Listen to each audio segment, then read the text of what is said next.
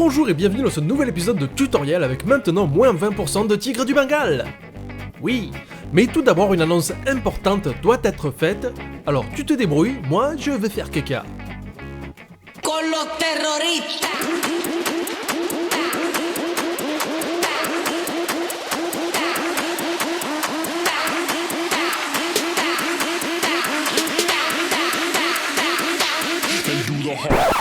Oula, non, pas de Harlem Shake ici, voyons, tu sais très bien ce qu'il s'est passé la dernière fois.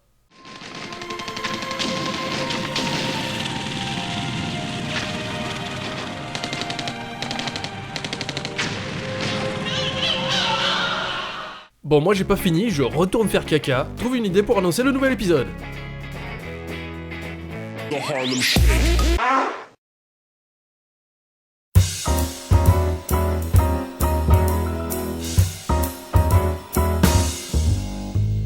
Et me revoilà. Donc, ça parle de quoi aujourd'hui?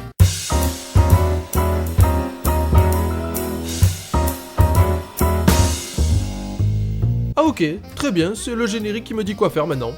Mais tout d'abord, quelle est l'origine du stylo? Le stylo fut inventé par Jean-Michel Labille, plus connu dans le milieu de la night en tant que Baron Bic, qui était marié avec une cougar de 102 ans, donc justement surnommée la vieille Bic. En effet, étant une célébrité, notre cher baron signait énormément d'autographes. À l'époque, l'encre n'ayant pas été encore importée par Jean-Michel Colomb, tout un chacun devait utiliser son propre sang extrait à l'aide d'un tuba métallique pointu.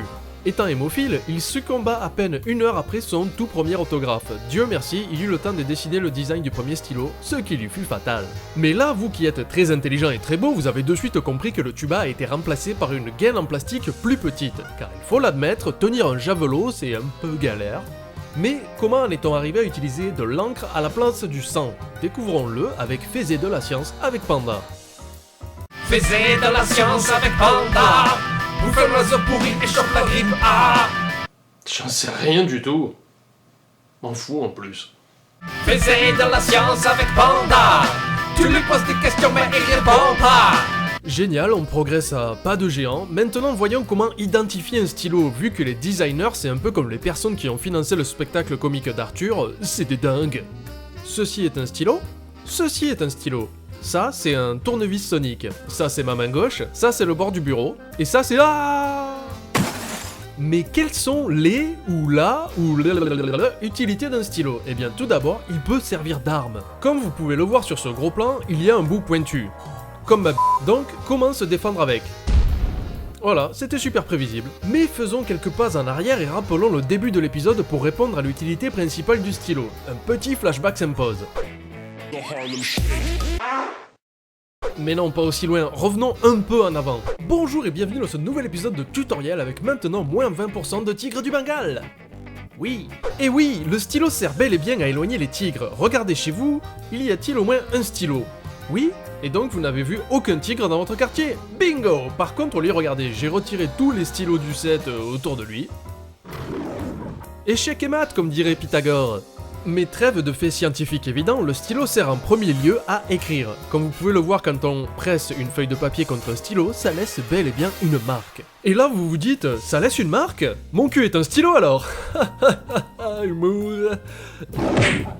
Oui, d'accord.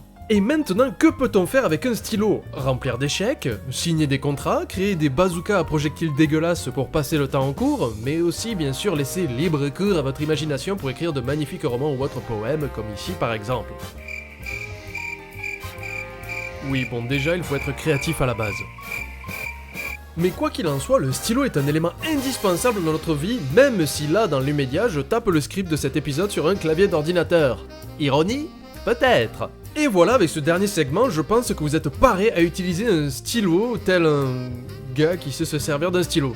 Dans le prochain épisode de tutoriel, je vous apprendrai à couper du bois avec un mouflon. D'accord. Abonne-toi à la chaîne de Panda, laisse pouce vert si t'es un gars sympa. Si t'es trop swag, tu pars chasser clair. Et si tu redis swag, je défonce ta mère. Mais aussi ta soeur, ton père, ta grand-mère. Je fais pas d'exclusion, ça me fout trop les nerfs. Si t'es là pour du sérieux, un truc bien ennuyeux, que tu préfères la merde de l'humour poussiéreux. Ben je sais pas quoi dire, assis merci pour la vue. Et comme rime, j'ai rien à partout du cul. Si tu me connais, tu t'y attendais. Car l'humour à base de caca, y'a que ça qui me plaît. Abonne-toi à la chaîne de Panda. Y'a des blagues et pas mal de caca. Abonne-toi à la chaîne de Panda. Je vais faire une série